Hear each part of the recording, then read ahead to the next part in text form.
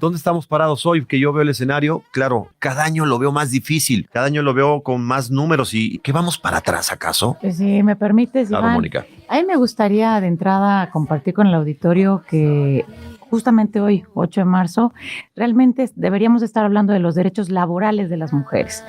Pero desafortunadamente como bien decías, nos ha comido, ¿no? Comido la realidad. Y eso significa que la mayor preocupación que tenemos las mujeres es que se nos respete el derecho humano a vivir sin violencia. Y hoy, desafortunadamente, bueno, pues la realidad, como bien lo mencionas, hemos normalizado el hecho de que todos los días al menos 10, 11 mujeres les sea arrebatada la vida por el hecho de ser mujeres. Y que desafortunadamente el 99.9, lo comentábamos la vez pasada, de las mujeres en este país es susceptible de sufrir violencia en algún momento de su vida. Solo por ser mujer. Solo por haber nacido mujer. O sea, ya nada más el hecho de pensar cuántas mujeres nacen al día, estamos ya nuevamente ante la estadística de que sufrirá violencia en algún momento. A ver, pregunta, ¿tan solo por ser mujer estás condenada ya en este país y en otros muchos países del mundo? Lamentablemente pareciera que sí. Y es muy triste ver, como tú bien lo has contextualizado, que cada día pareciera que hay que seguir visibilizando nuevas modalidades de violencias. Y eso me parece que habla de que no hemos llegado a atender las causas reales que originan estas problemáticas. Las causas. Edurne, en tu opinión. Sí, bueno, vamos a eso que duele, que tocas la herida y lastima mucho. Yo comparto. A mí me parece que mientras tengamos un país que sea correctivo y punitivo y no preventivo, pues seguiremos entonces llenando las cárceles de violentadores, de acosadores, de hombres que ejercen diariamente esta violencia, pero me parece que el tema está en la prevención, está en la voluntad política. Escuchaba ahorita el mensaje del presidente, me parece terrible, vacío, llano, o sea, sin sentido. Y creo que en la política pública, creo que en la educación está el gran compromiso, porque ahí es justamente donde se van formando los niños y las niñas. O sea, un niño no nace siendo feminicida, un niño no nace siendo violador, yo tengo un niño de 14 años, o sea, mi hijo Iñaki no nació siendo un feminicida, un violador, un macho. La sociedad te va construyendo estos sesgos de género en la casa, en la escuela, en los medios. Es decir, tenemos mucho que hacer desde la prevención, o si no, estas cifras, como tú bien lo dices, van a seguir creciendo. Bueno, ya nos rebasaron. Y pues bueno, no va a alcanzar leyes, no van a alcanzar procuradurías, fiscalías, cárceles. Eso no es la solución, me parece. Ahora, el tema, lo platicábamos la semana pasada, por favor, Mónica Silva, diputada.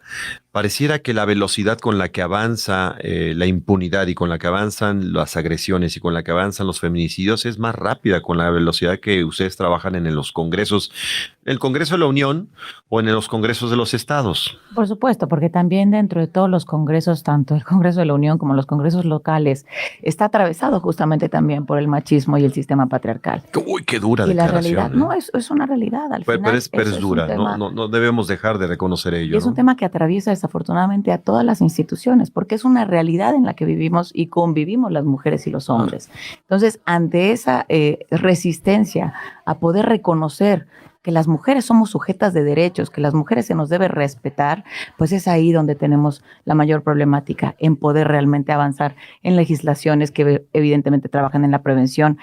Ya lo habíamos comentado en algún momento, no queremos seguir definiendo más violencias, no queremos seguir definiendo o aumentando penas ante situaciones y delitos. Ya no quisiéramos trabajar en eso. Es que va a llegar un momento en que va a ser cadena perpetua y en el extremo, pues, si seguimos con esta barbarie, va a llegar un momento en que va a ser pena de muerte un feminicida o a pena de muerte un feminicida. Entonces estamos cayendo en una locura en la que la violencia genera más violencia y nosotros no logramos verla. Bueno, nosotros como sociedad, creo yo, no logramos ver la luz. Ustedes, ya me imagino, estar sentado en sus posiciones, en su género.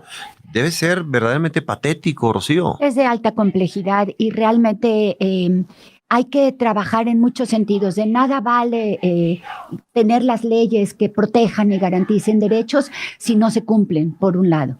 Pero también de nada vale el que sigamos luchando y conquistando derechos si también tenemos en paralelo que estar defendiéndolos, porque nos los están quitando, nos los están retirando.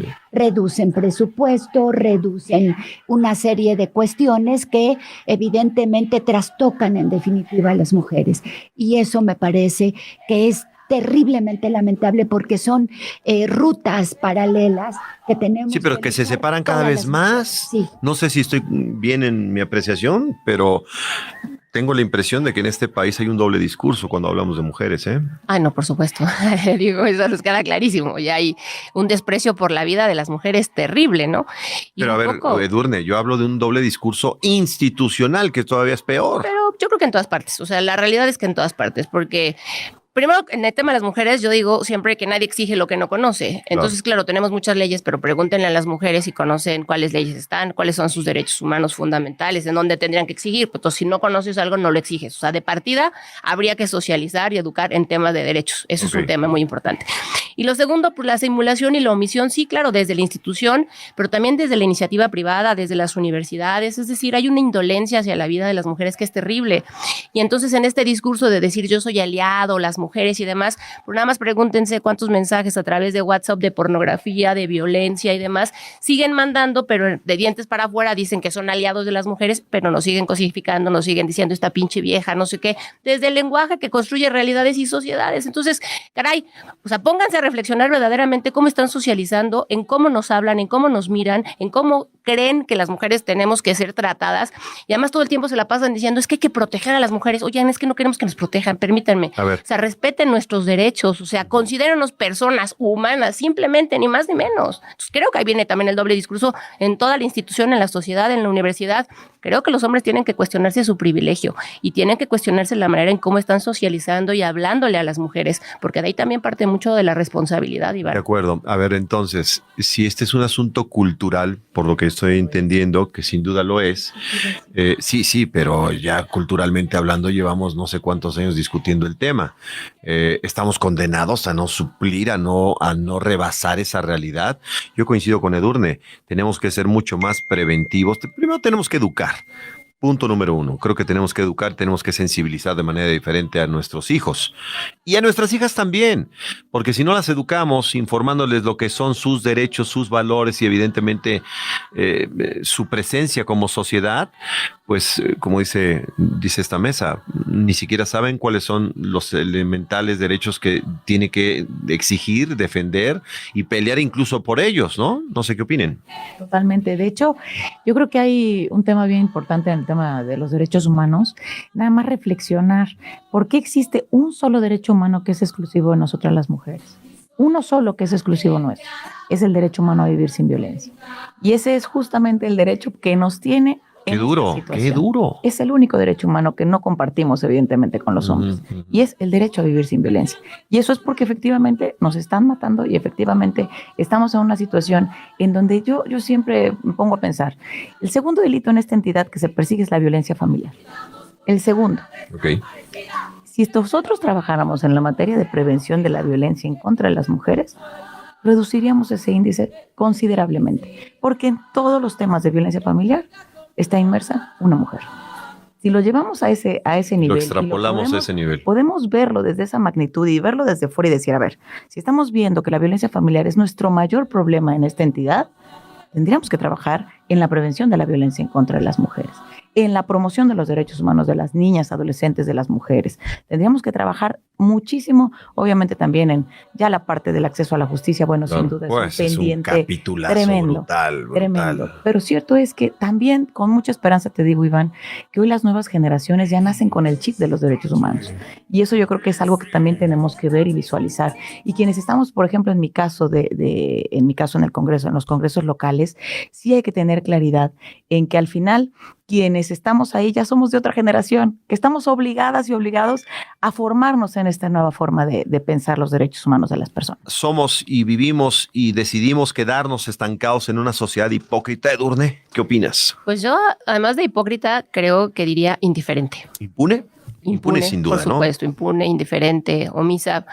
Creo que también en una sociedad en donde todos los días la mayor parte de las personas sobreviven y no viven, pareciera que entonces la vida de las mujeres y la violencia fuera algo no principal o fundamental, sino tendría que ser algo de la menor importancia, justamente como sociedad, me parece. En esta normalización que tú bien dices de la violencia, pero además también en esta sociedad y en esta globalización en donde pareciera que si no atacas a la de junto o al de junto, no sobresales, no estás, Estoy no de acuerdo tienes, contigo. ¿no? Creo que también Entonces, hay toda esta una raíz competencia, brutal, hay ¿no? un tema de competencia terrible, ¿no? O sea, también nos han enseñado, yo aquí lo lanzo de verdad como una pregunta retórica, pero para ustedes, ¿qué es el éxito, no? O sea, pareciera que si no trastocas, si no atropellas, si no sacas, si No no alcanzas matas, el éxito. entonces no eres exitoso, ¿no? Así es. Y además en el tema del poder y demás, pues nada más hace falta ver qué leemos, o sea, el arte de la guerra, Sun Tzu, las 48 leyes del poder, caray, pues también cómo te van formando qué es el poder y cómo te tienes que construir, porque además te van construyendo en cómo tendrías que alcanzar un objetivo. Entonces, hablabas de esta competitividad, claro, o sea, terminamos siendo competitivas, terminamos siendo violentas y demás, porque también así nos van formando y porque nos enseñaron que había un espacio de miles y entonces todavía no entendemos que ya no hay uno entre miles, sino que vamos logrando cuotas, paridad, espacios y también yo lo digo en todos los lugares, yo todos los días me construyo feminista y me deconstruyo machista, o sea, tampoco hay una feminista que esté así inmaculada y digas, esta es la feminista que bueno, nunca violenta, nunca discrimina, nunca nada. ¿Es condición humana? Yo creo que sí. Esto que estamos hablando, que sí, o sea, sin duda. el desprecio no solamente a un género que es el femenino, sino el desprecio a la vida misma, ¿es condición humana? Sí, yo creo que sí, es condición humana. Y es ¿Ahí se condición- justifica lo que estamos viviendo?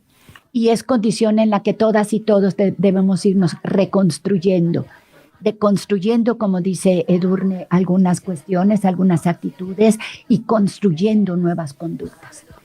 Porque si no, otra vez, y lo decíamos en el corte, a mí me parece que lo que se transversaliza es la violencia.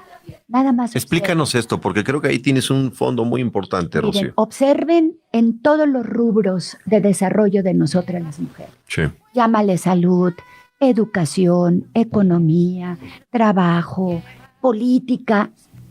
Piensen en todos los rubros que ahorita les llegue a la cabeza, en donde estamos ya las mujeres actualmente. Ok. Y en todos, ahora hay alguna modalidad de violencia que se ha visibilizado o que ya está naturalizada y no nos habíamos dado cuenta, porque todas podemos incurrir en ello, no solo ustedes los hombres, nosotras también a veces no sabemos cómo detectar esas violencias que se ejercen contra nosotras. Y luego esa doble moral de la que hay en esa violencia comunitaria, en el ámbito comunitario, por ejemplo, caminan, hay insultos, hay tocamientos, hay provocaciones.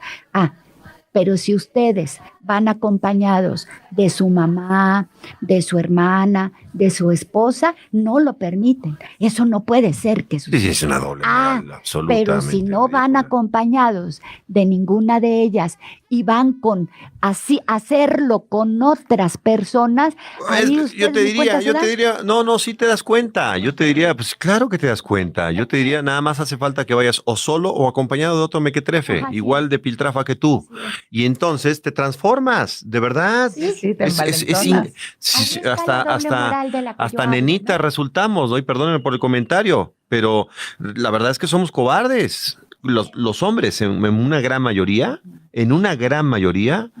y lo digo con la absoluta responsabilidad que ello implica, hablando en primera persona, sí, efectivamente, tenemos un comportamiento dual que cambia en cosa de segundos. Es impresionante.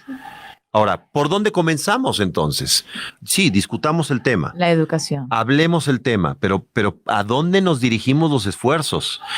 Pues a mí sí me Blindamos permiten, Palacio sí. Nacional y no quiero No. politizar el tema, pero si no tenemos una directriz de Estado, yo no sé si nos alcance la moral familiar individual a cada ente, a cada núcleo de esta sociedad para, con lo poco que tenemos en valores, empezar a reformar o a empezar a transformar a nuestros hijos. Hablando de hijos e hijas, ¿sí? No sé cómo lo ven.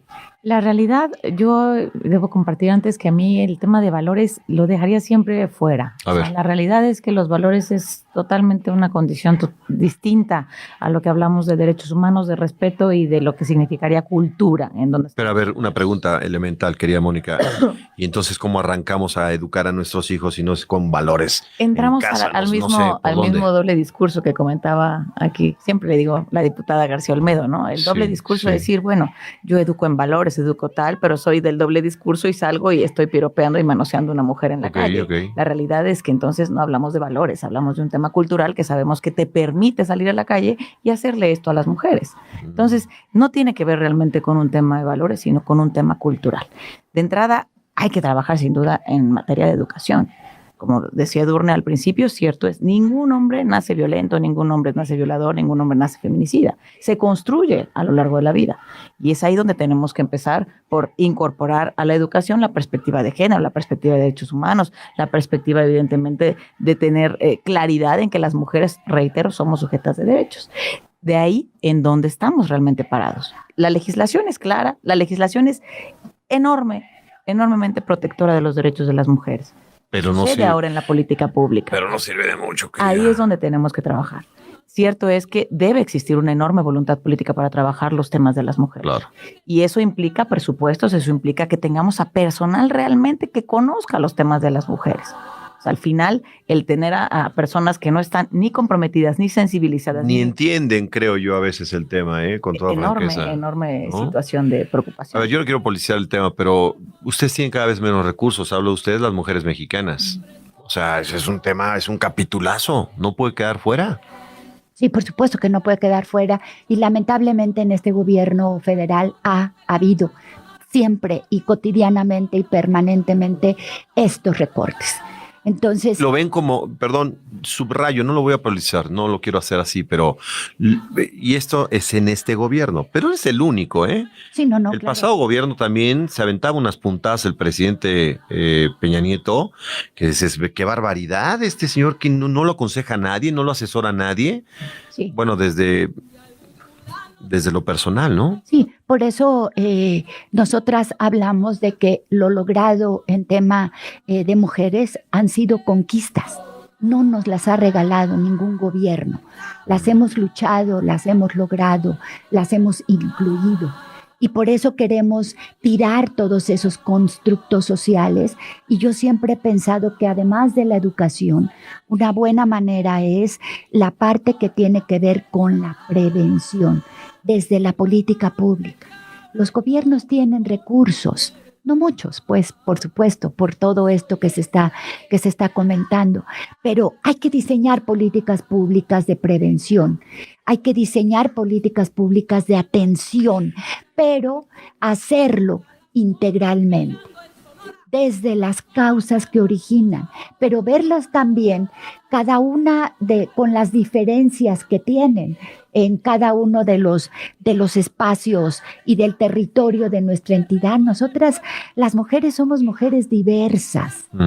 Somos mujeres que unas requieren, se les apoya en alguna cuestión, algunas otras tienen otras condiciones. Nosotras aquí mismo tenemos más de 80 grupos indígenas en nuestro estado. Las mujeres indígenas requieren de otras condiciones, las rurales de otras, nosotras, las urbanas, requerimos de otras tantas. Hay que verlo así y hay que irnos a las causas para que desde los gobiernos se diseñen esas políticas de prevención y de atención y que de alguna manera eso sirva de fundamento, robustezca el resto de lo que viene, que tiene que ver con el acceso de la justicia, que también ahí es otro tema. Gran capítulo. Ahora, déjeme ir a la pausa. Ya, sí, es rápido, está volando la mesa. Son las 8 en punto. Voy a la pausa muy rápido y regreso para el cierre. Dos preguntas que dejo sobre la mesa, si me lo permiten. Hay un domo de cristal en esto de adelante con sus derechos. Bienvenida a la paridad de género. Yo siento como que ahí está este domo de cristal en el que no sé si solamente lo ponemos los hombres o si las mujeres también construyen en él. No lo sé. Lo voy a preguntar ahora y me lo van a responder. ¿El techo de cristal existe, no existe? Sí, por supuesto. Los techos de cristal existen, están presentes, los pisos pegajosos. Pero dime una cosa, Edurne, ¿pero por qué no lo rompen? Porque no podemos todavía romperlos, porque todavía quien ¿Porque no tiene lo el poder. alcanzan? No, porque quien sigue teniendo el poder, quienes siguen encabezando estos espacios de jerarquía, ¿no? Seguimos siendo los hombres. Claro, seguirán siendo los varones. Y porque tampoco les conviene, porque además esto es muy claro. A ver. O sea, a los hombres, o sea, tú no llegas a una fiesta y te dicen, ay, claro, pasen mujeres, aquí tienen el 50% de todo porque son la mitad de la población, adelante, sírvanse. Pues claro que no. El poder se sigue arrebatando, se sigue pichicateando. Y les digo siempre que el patriarcado es tan benevolente que nos reduce a cifras, pero nos niega la voz, la autonomía, la libertad y el voto. Pregúntenle a las mujeres que han estado en el poder si pueden tener autonomía o si su coordinador de bancada les dice qué tiene que hacer, o su dirigente de partido, o su gobernador. Caray. Ánimo. Oye, sin el ánimo perdón. No pidas perdón. Es que de entrada ahí te diría, no pidas perdón. Porque además te digo una cosa, a mí siempre me critican eso. Ay, es que Edurne, siempre dices todo, qué bárbara. Pues qué bueno. O sea, te vas, digo, no pues sé claro, qué pues en la a mí mesa, nadie pero me jala la correa no, con la bien. pena. Y eso molesta, eso incomoda. Una mujer con voz, con autonomía y con libertad es incómoda para el sistema. Entonces, bueno, tú decías, ¿qué país podemos aspirar? Pues sí, Suecia. Bueno, pues sí, pero México es diferente, caray. ¿Sí me explicó? Pero, o sea, las condiciones son diferentes. Pero mi pregunta, política, geopolíticamente hablando. Pero en algún momento ellos fueron nórdicos también. Perdón, en algún momento estos fueron hasta vikingos y tenían jodidas a las mujeres de su propia No, fíjate especie. que no. ¿Crees en que el no? tema de los vikingos y en el tema de la cultura pagana y demás, las mujeres tenían poder, mucho poder, mucho sí, por supuesto. ¿No? Entonces estamos fregados porque aquí pues no somos vikingos, nunca fuimos vikingos, al contrario, mexicas y pues no sé, ahí sí me puedan decir algo sobre la historia. La verdad, eso justamente no podía decirlo, pero cierto es que en el tema vikingo, cierto, las mujeres tenían un Pero entonces es un asunto de ¿qué? ¿De región del mundo? Cultural. Volvemos al principio cultural. Es totalmente cultural. Y de construir la cultura, desafortunadamente, y lo hablábamos la vez pasada que tuvimos oportunidad de vernos, Iván, no lo vamos a ver nosotros. Nosotras aquí en esta mesa nadie va a ver que se pueda. Pero además no lo van a ver nuestras hijas, nuestras nietas. No, las tataranietas tal vez a lo mejor lo vivan. Pero algo estamos haciendo ya. Claro. O sea, nos iremos, pero dejaremos sembrado algo, ¿no? Exista una Edurne en un espacio de comunicación hablando lo que habla, me parece que es un avance. Eso también es un peso social, eso es cierto. Sí. Lo que dice Edurne también pesa. No, platicaba eso con Moni, que no entienden el costo que pagamos las mujeres. Totalmente. La verdad es que alzar la voz, como decía Edurne, ser independiente, tener voz y realmente incluso ejercer derecho. Ejercer tu derecho a la voz, ¿sí? Incomoda. Ya, yo siempre digo, bueno, ¿por qué hablan siempre, no? En el caso particular es que es una protagonista, ¿no? Siempre es el tema. Pues el protagonista es porque alzo la voz, protagonista es porque defiendo mi trabajo. Protagonista es porque pienso. Claro. Y es un tema bien complejo al final, ¿no? Al final siempre cuando levantas la voz, el costo es altísimo. Crean que no es tan político, fácil. Costo social, costo laboral, costo en todo emocional. Pierdes familia, pierdes amigas, pierdes amigos, pierdes en el trabajo. Y entonces, bueno, ahí vuelvo a hacer la misma pregunta. Entonces, ¿vivimos en una hipocresía social? Sí. A ver, porque es pregunta. Sí, es una doble moral, un doble discurso, sí. No será, a ver, pregunto. Yo sé que dije unos minutos ya para cerramos la mesa, pero esto a mí me genera muchas incógnitas. ¿No será que nos es cómodo vivir como vivimos y por eso somos hipócritas, todos y todas? Bueno. ¿No resulta más cómodo?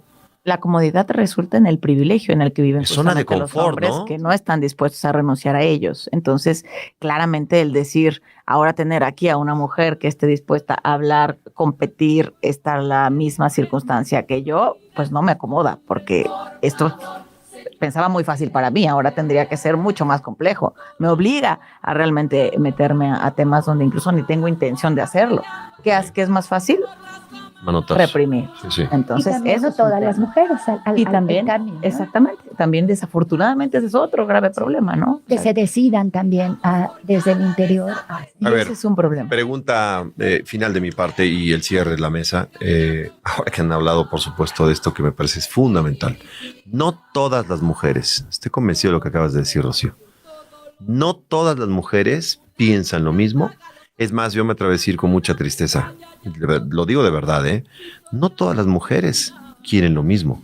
No sé si ustedes están de acuerdo en eso. Absolutamente. Yo lo observo y digo, cada quien con su vida y cada quien con sus decisiones, pero no todas actúan en consecuencia de lo que se está viviendo y el precio para ustedes solo por ser mujeres es altísimo. ¿Cuándo van a reaccionar todas? No, totalmente diría que el feminismo es decisión y no imposición. Y entonces el feminismo lucha justamente para que tú decidas qué quieres ser, dónde quieres estar y cómo quieres cohabitar justamente tu metro cuadrado o tu metro familiar.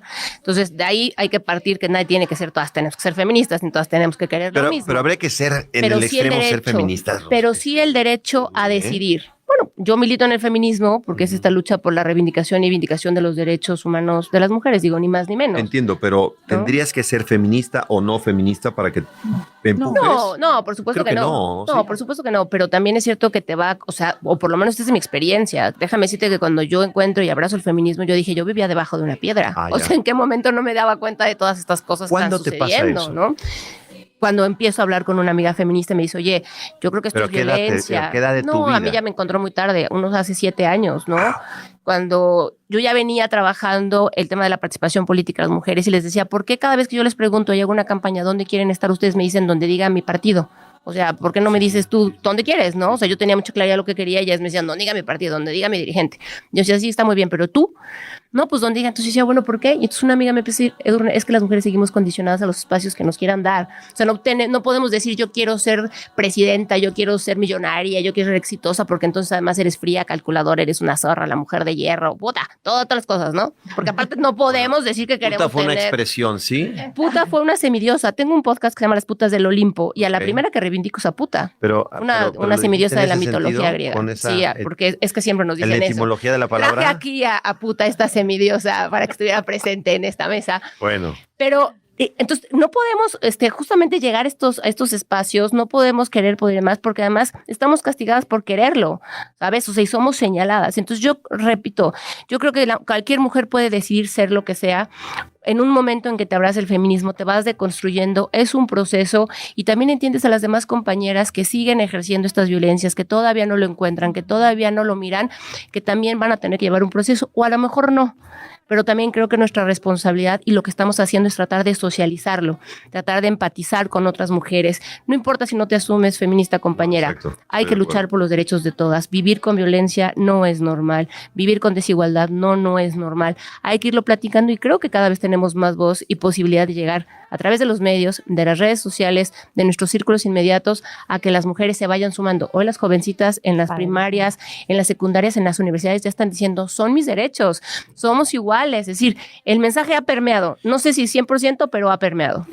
A veces pienso, y tiene razón, pero a veces pienso que tan solo por el hecho de que ellas, las niñas, las jovencitas, las adolescentes, señoritas, jóvenes, en fin, están alzando más la voz, a veces tengo la impresión de que más represión hay. No sé si eso vaya de la mano, y ustedes me dirán, si lo han pensado igual, van de la mano. Yo alzo la voz, pues te reprimo más. Y como no alcanza la represión que ocurría con los abuelos, que eran unas golpizas brutales a las abuelas, pues ahora te mato. O sea, parece una locura lo que estoy planteando en la mesa, pero da la impresión de que sí sucede en este sentido. La realidad es que la violencia en contra de las mujeres ha existido siempre. Los feminicidios han existido siempre. La fortuna que hoy tenemos, o sea, y si se permite la expresión fortuna, es que hoy lo sabemos. Hoy tenemos acceso a más información, tenemos acceso a conocer que esas muertes que sucedían en un tema pasional de celos que se veía normal en otra época, hoy no podemos ni llamarlo ni pasional ni celos. Hoy es un tema, es un feminicidio. A ver, pregunto, y eso es así. ¿De verdad estamos los niveles de feminicidios que para empezar está tipificado así? Pero el nivel de homicidio doloso contra las mujeres, ¿ustedes piensan que es igual hoy que hace 30, 40 años, 50 años? No, ¿Creen? No. Yo creo que no, ¿eh? No, por supuesto que no. Yo creo que estamos más graves hoy. Sí. Y lo más grave es que ahora los números de homicidios dolosos están a la alza. Sí. Y casualmente reducen los números de feminicidios. Eso, por ejemplo. Sí, es una manera de enmascarar con toda franqueza. ¿No? Bueno, Edurne, ve cerrando la mesa, por favor. Pues nada, hoy invitar a todas las mujeres poblanas a que salgan a ocupar el espacio público. Si no salen al espacio público, activarse digitalmente para exigir pues una vida libre de violencia, como bien dice Moni, exigir esta igualdad entre hombres y mujeres y visibilizar todo lo que nos atraviesa. No solo la consigna está allá afuera, no solo está en la red social, también está platicando con la compañera, con el compañero, los hombres también siendo muy sensibles y muy empáticos, cuestionándose el privilegio, y que los 8 de marzo no sean solamente un día al año, que sean los 365 días, porque todos los días nos matan, nos violentan, nos discriminan, nos excluyen a las mujeres, y eso tendría que ponerse en todas las mesas de reflexión, porque si no, pues eso, al fin la hipotenusa, querido Iván y auditorio. Sí, absolutamente. Por favor, si eres tan gentil, Gracias, Iván. Mónica. Pues agradecerte infinitamente el espacio, ¿no? Ojalá nada que agradecer. más medios de comunicación abrieran justo mesas donde haya oportunidad de hablar de estos temas que también resultan muy incómodos. Créeme que así como dice Edurne, le estará brincando el teléfono. A mí igual seguro ya me estará brincando ahora mismo, porque siempre las declaraciones son un tema pendiente por todas las personas con las que convivimos. Pero bueno, pues decir a todas las mujeres que se sumen a las marchas, creo que hoy el mensaje es muy claro. Hoy hay 5 marchas en el estado de Puebla, cuando hace unos años, hace 12 años, había una sola y se juntaban unas cuantas. Esto habla de que las mujeres y el mensaje ha resonado y que está llegando a más mujeres, a más adolescentes, y que afortunadamente, bueno, hoy estaremos viendo un caminar que tenga como tenga que ser, un caminar en donde las mujeres reivindiquemos nuestros derechos humanos, y bueno, pues invitar a todas las poblanas a que se sumen. Ya está. Pues cierro contigo, muy querida Rocío, si eres tan gentil. Bueno, además de convocar a todas las mujeres a que salgan, como ya lo han dicho, yo quiero convocar a las mujeres que no salen, a las mujeres que están en su casa, que revisen. Que se están preguntando tal vez en este momento. Estas señoras locas que están ¿de qué hablando, hablan? ¿qué pasa Tal con vez, ellas, tal no? vez. Bueno, yo quiero convocarlas a ellas, a que este día sirva para la reflexión. ¿Cómo están? ¿Cómo viven cada una? Si cada una de nosotras empezamos por reconocer nuestros derechos, nuestros faltantes, pero también nuestras fortalezas, porque cada una lo conduce de manera diferente, no solo con salir a la calle, yo creo que por ahí también podríamos empezar a trabajar muy fuerte en todos estos temas que hemos platicado y que en muchos sí tienen que ver con la prevención y la atención. Muchísimas gracias. Yo las exhorto a las 3, y hay muchas más colaboradoras de portavoz de este espacio, a que hagamos mesas mucho más frecuentes, a que hagamos discusiones mucho más sólidas. A lo mejor van a decir, estos revoltosos o estas revoltosas en portavoz y ahí con Iván. Ya lo dicen, no te apures. Puede ser, pero ¿saben qué? Me parece que ese es creo yo que es un precio que inevitablemente tiene que ser absorbido por una parte de la sociedad. Y si nos toca a nosotros, particularmente yo hablo de este medio de comunicación y de este trabajo de comunicador, adelante. No hay de otra manera. No va a haber de otra manera. Tenemos que empezar a abrir brecha. Y pues les agradezco que me hayan hecho fácil la mesa, porque hacer una mesa Día Internacional de la Mujer como comunicador hombre es muy complejo. Se los reconozco y se los aprecio mucho. Gracias por ayudarme con este ejercicio de comunicación. Gracias por el espacio. Gracias. De verdad. Un gusto compartir con mis amigas, que además son unas pregonas. Igual. Ella es Edurne, sin duda alguna. Gracias, querida Edurne. Gracias, querida Mónica. Gracias, querida Rocío.